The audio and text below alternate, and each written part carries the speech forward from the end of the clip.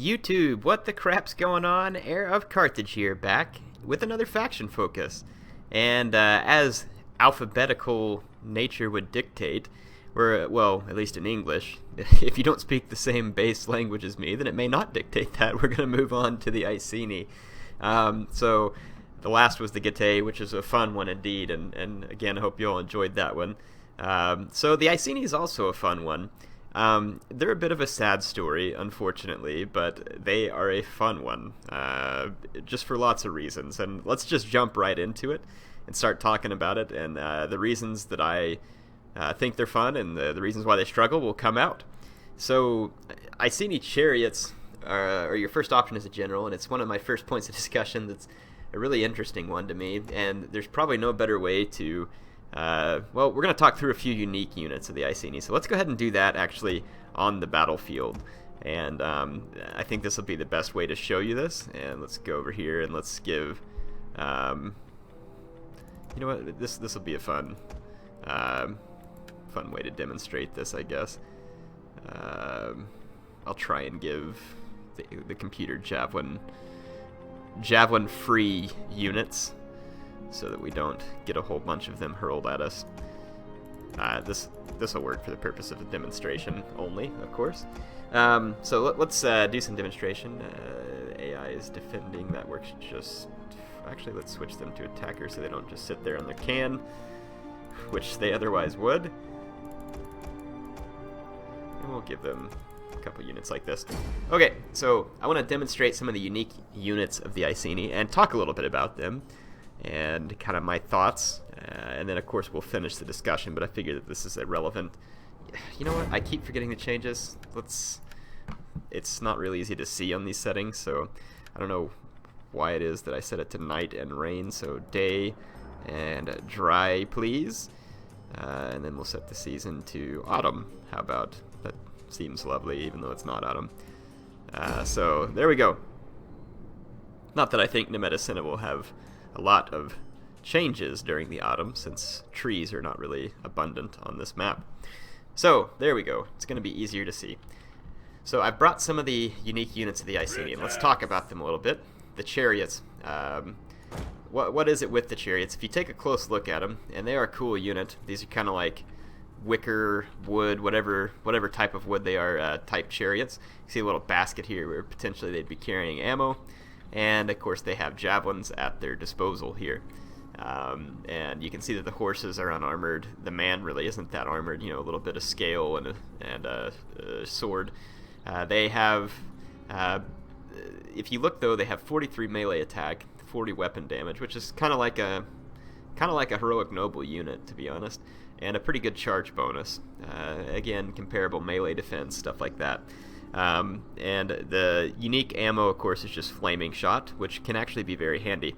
Now, what I don't like about these chariots is if you look closely here, and you don't really even have to look that closely, there are no scythes on the horses or on the chariot.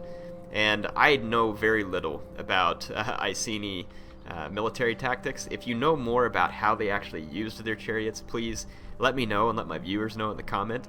But these guys act like scythe chariots in the game, in the sense that you kill people by running them over with the chariots, which doesn't really make sense. It's weird, and it seems like if you were going to make that the way that Iceni chariots worked, you would have at least put some scythes on them to make it a little more believable and make them a little heavier or something like that. Because these are kind of like skirmishing chariots, but the idea is that you're going to run over people with them. And it's just very odd to me. Did they ever use bows from chariots? Because they had chariot archers for the Britons in Rome 1, and it was pretty handy. Anyway, just throwing that out there for you. So you're not generally going to see a good return on this unit. It is fun to use in campaign. It is more difficult to use in a multiplayer battle. It does not mean it's impossible, but it is more difficult to. They are easier to stop than scythe chariots, and they cause less damage. They are cheaper, which is nice, but they're not cheap in the terms of how easy it'll be for you to make them pay for themselves. Ambushers, that's another cool unit I have here. You'll see that they can deploy outside the deployment zone. Very cool looking skins on these guys. Got themselves painted with woad, and then they got their hair all done up and everything there. It's looking really sweet. These guys, if you'll take a closer look here, are going to see They do have the fire at will option, and they have a very nice javelin range that you can see. And let's move them clear of other units so it's clear. They have a very nice javelin range, and they have quite a few of them. And if you look at their stats, they've got a very nice bonus versus infantry, and when you add it up, these guys can do some serious damage, and they have very good melee defense. What they don't have, though, is armor, and you're going to notice it if you get into cavalry engagement. Do not let cavalry of any sort or type charge these guys. It is not going to go well for them. Obviously, you can use them for ambushing, as the name would suggest. I find it good to make sure you discharge all your javelins with these guys before engaging in combat, or else you will have wasted one of their key functionalities in my mind. Is that the red line?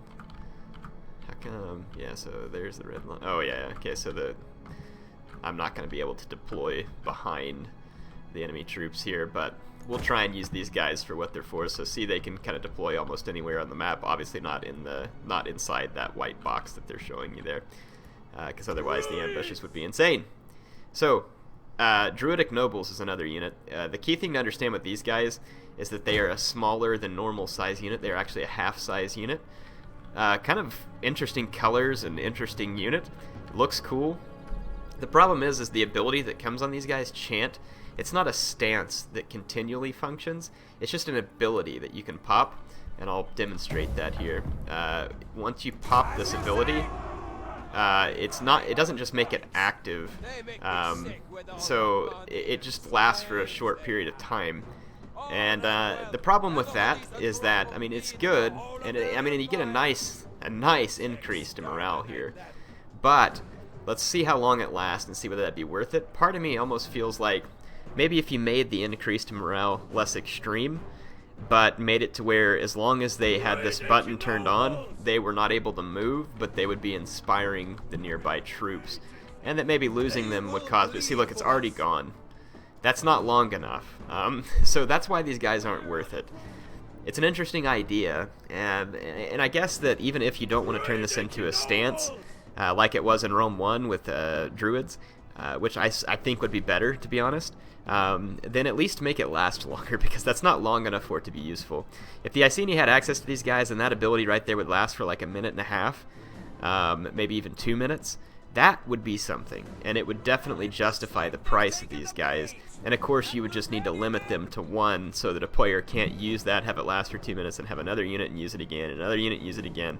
And you could just kind of put something together like that. It would be interesting in my mind. Painted ones. These guys are shock infantry. They're not going to be able to deploy everywhere in stock, but they have very nice. I say very nice. They have pretty darn good morale for their price. Decent health. Of course, no armor because they're a shock unit, but an excellent charge, and they have Frenzy, which if using it before their charge, they're going to cause an exceeding amount of damage, and they have also an excellent bonus versus infantry. Let's demonstrate how the ambushers work. These guys are actually going to be able to run and stay hidden until they get within a certain range. Now, on open terrain like this, the enemy will be able to spot them from max distance. You can see they're a relatively fast unit. They're still hidden, and they're running to approach the enemy flank. And, of course, they have access to their javelins. So, let's do some demonstrations of these units. I'm going to let the AI just continue to approach me so that the ability of my druids will have time to recharge. I'm going to put these guys on flaming shot.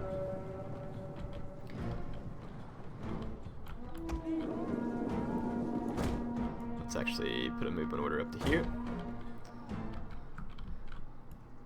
And let's demonstrate the strength of the painted ones on the charge. Let's charge the enemy shield bearer general. Gotta make sure we get a good clean charge here. Nope. So we're gonna charge this unit. Alright, so I'm gonna get a very nice clean charge, and look at the damage on that hoplite. It's already down 20 men. And the painted ones are going to be racking up a substantial number of kills. My ambusher just got spotted within range, but see, watch how they can throw javelins. So nice long-range javelins. I don't know what their reload time's right. Let's investigate this. Painted ones are taking losses over time, but I mean, they got a very nice charge bonus, and they are getting a lot of kills very quickly. Ambushers already got a kill with their javelins against, well, the AI just turned their back to me, but this will give you a demonstration.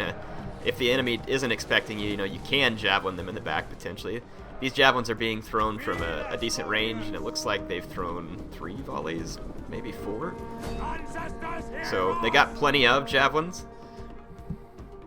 Painted ones, 77 kills. This is where they're not going to do as well because now they're tired, and they're going to be suffering due to lack of melee defense. What's the deal here? There we go. So as you can see, obviously getting javelins into the back of enemy troops can be pretty deadly. I think they have 5 volleys. That's what it looks like, with nice range. Again, don't want them to get charged by cavalry, but this will just kind of be a demonstration. They've just about used up all their ammo. Obviously shooting into the back makes a big difference. They've killed quite a few of these shield bearers.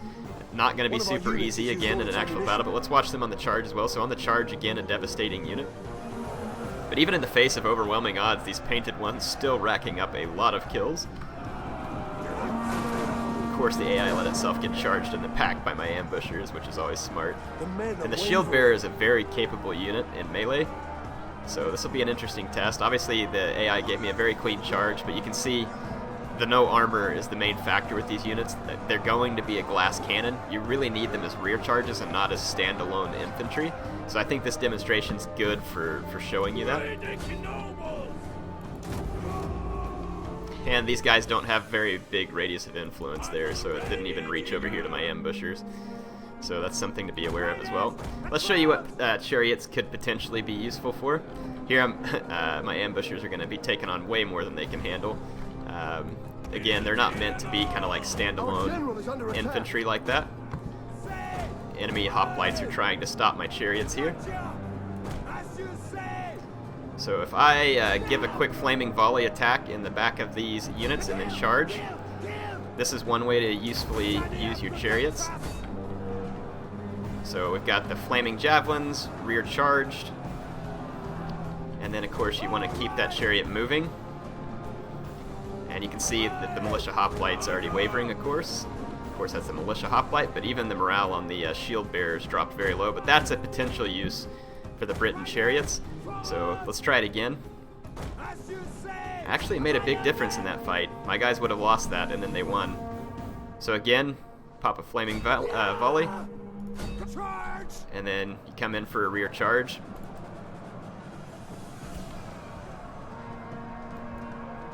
Need to, unquick over here. So you want to keep them moving.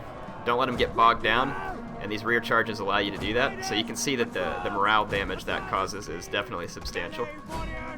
So again, you can just kind of do stuff like this. It won't be easy, because enemy cavalry is not going to make it easy for you. And enemy infantry, of course, can chase you like this as well.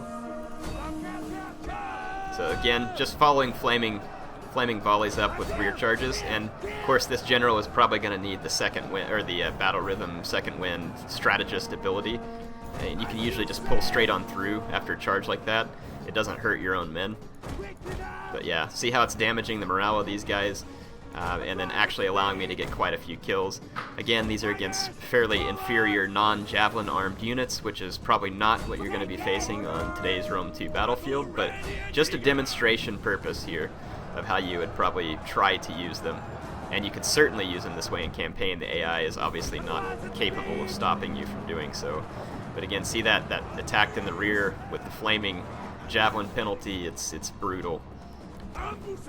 Those hoplites, though, holding out very well, surprisingly. So you would you'd also most likely want the enemy to be outflanked by your men, and then that would add an additional penalty. In this case, they're not outflanked. You can use fire at will to throw the javelins for you if you want, but you can also do what I'm doing to make sure you target it in the right spot.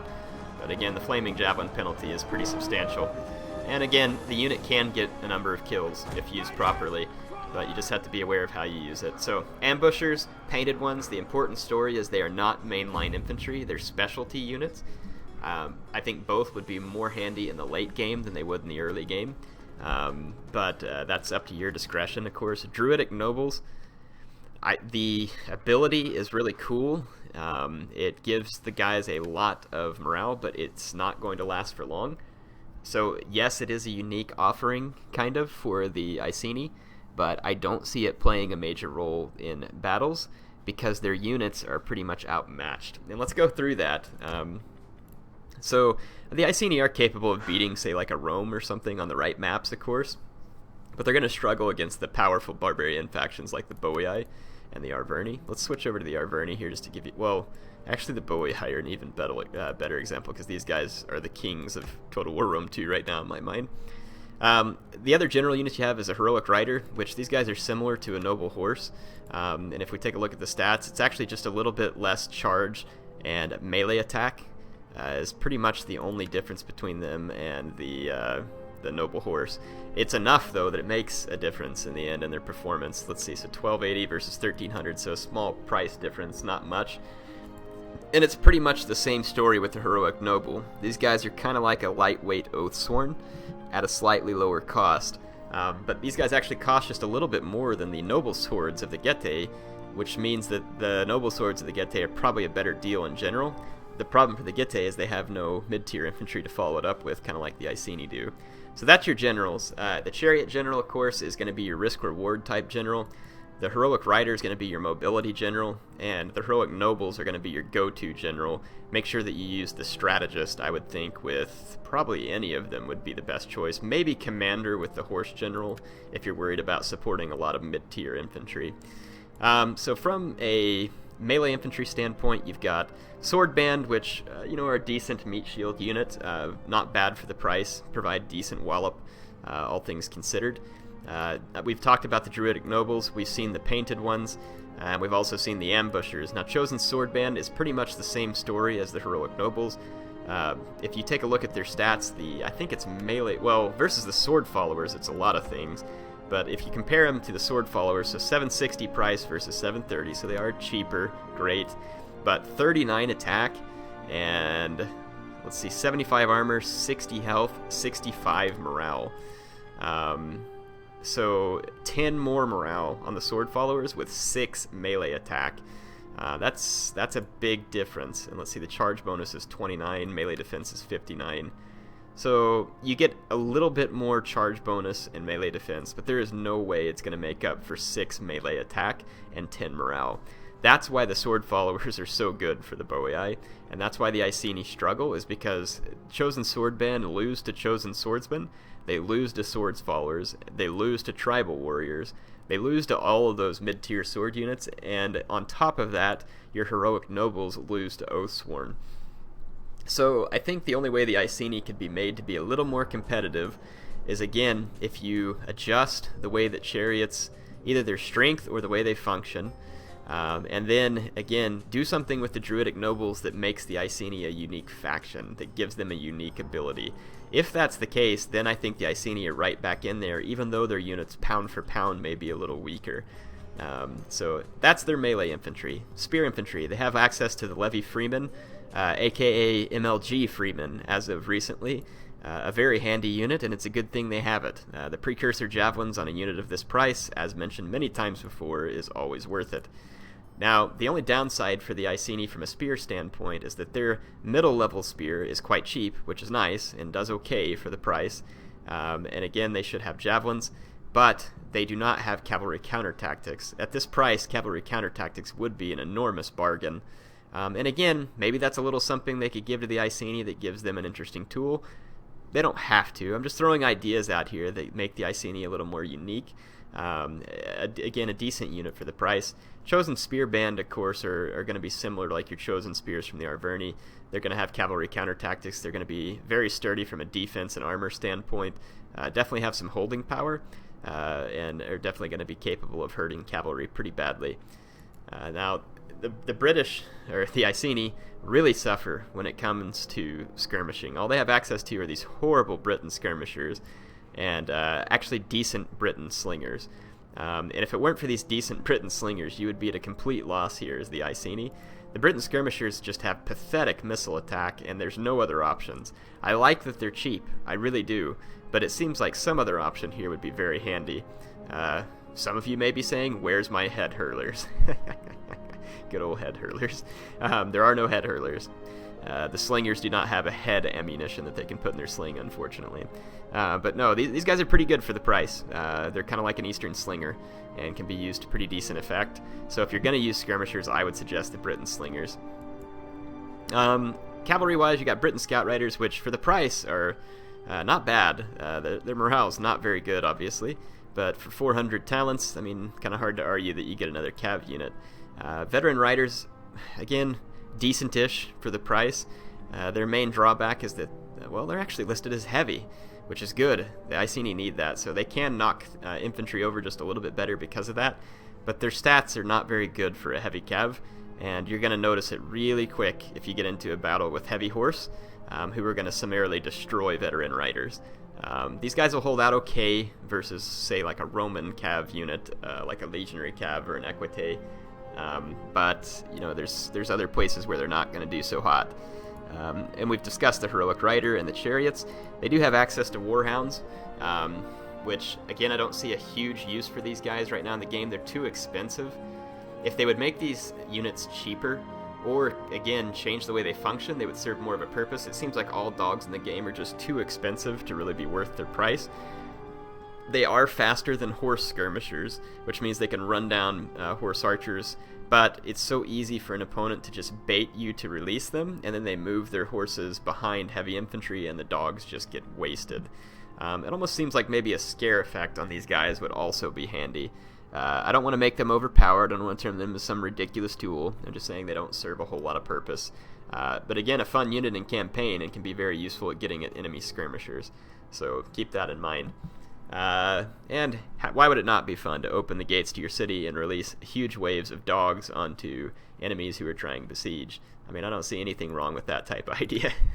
Let's get into a replay and check out the Iceni in action. I'm going to be taking on Armenia, which was actually a very scary prospect. And this was a viewer of mine, and I had a good time chatting with him. It was a lot of fun. At first, he's like, "Hey, aren't you the heir of Carthage?" And I was like, no, that's not me. Just, I don't know, totally being a weirdo and denying that it was me just for the sake of. And then, of course, when the battle came in, I sent him a text message. It's like, "Who's heir of Carthage? He sounds lame." And then he started laughing, obviously knowing that it was me. So yeah, we had a fun chat, and I told him that I didn't know how I felt about taking the Iceni on a hot map versus Armenia, whether that was a stable choice, but he was not sure that he felt confident that he could beat me, and it was just a fun time chatting, and I had a great time playing with him. I'm going to let you all watch the battle and see how it unfolds. So I enjoyed this one. We are on the map Carthago. You can actually see back here, the temple on the hill there, pretty awesome. Sweet. Anyway, yeah, so I see immediately some horse archers from Armenia, and I've brought a lot of the units that some of the units that I suggested you use, like these Briton skirmishers, they're here. This is not going to be your typical Iceni army, though, because I'm facing Armenia. I'm not particularly scared of Armenian axemen. I feel like my heavy spears will do okay versus them, and so I only brought just one chosen sword unit. And then I put my general in a heroic rider, and I brought a couple of veteran riders, so that I'd have a little bit of cavalry power. And then I brought the warhounds, again, to use against horse archers. I didn't expect them to be effective unless my opponent came clear around behind me, and he is, so I'm going to be real patient here and let the enemy horse archers get way in behind me where I know that they can't retreat to safety behind some of their other units. This is the only way I would think you're going to find any successful use with your warhounds versus horse archers. So I'm going to ignore the horse archers. I want his units to start feeling comfortable about coming up behind me, and then when there's nowhere left to retreat, I'll release the hounds, as Mr. Burns would say. Release the hounds. Excellent. So, yep, that's my plan, and there we go. The hounds have been released, and these guys, again, they are very fast. They have a little bit of problem tracking here, it seems, but there they go. So yeah, but you can see they are extremely fast, and the dogs are quickly catching up to these very fast light horsemen. And they will catch them, and then these horsemen are going to get an attack to the rear penalty. I don't know if these guys are skirmishing away because of the skirmish function, or if my opponent is actually moving them away from me, but you can see here they're almost being caught already. And now they are going to be caught. And they are going to die, because these guys do not have much health. Comparatively speaking, So don't expect this to work against a heavy cavalry unit, and I'm still losing dogs in the process. So as you can see, I'm losing a pretty fair number of dogs, even versus a light horse archer. So it is not going to pay off, really, because a light horse archer is quite a bit cheaper than a dog. And if you send it after an armored horse archer, I don't even think that it would rout them, especially if they just stood their ground. So in that case, it worked out, and I'm glad for it. You can see my dogs actually chasing the unit off the field. I moved up with my Briton skirmishers and started to exchange fire with the elite Persian archers. Elite Persian archers are a little too expensive for what you get out of them.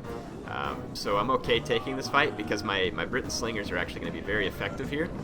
My opponent starts charging forward some Hillman meat shields. Great choice on his part to use these meat shields because my Iceni units do have a devastating charge.